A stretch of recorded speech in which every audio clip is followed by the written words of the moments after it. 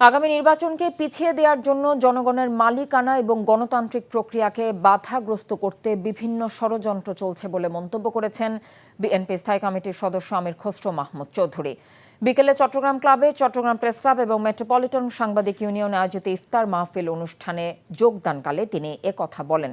দ্রুত জাতীয় নির্বাচনের দাবি জানিয়ে আমির খসরু বলেন, মানুষের সাংবিধানিক, রাজনৈতিক ও গণতান্ত্রিক অধিকার ফিরিয়ে দেওয়ার একমাত্র পথ নির্বাচন। যাদের জনসমর্থন নেই তারা বিভিন্নভাবে গণমাধ্যমের ওপর চাপ সৃষ্টি করছে বলেও অভিযোগ করেন তিনি। এ সময় চট্টগ্রাম সিটি কর্পোরেশনের মেয়র ডাক্তার শাহাদাত হোসেন সহ অন্যান্যরাও উপস্থিত ছিলেন। এই ঈদে জামা জুতো অ্যাক্সেসরিজের ডিসকাউন্ট।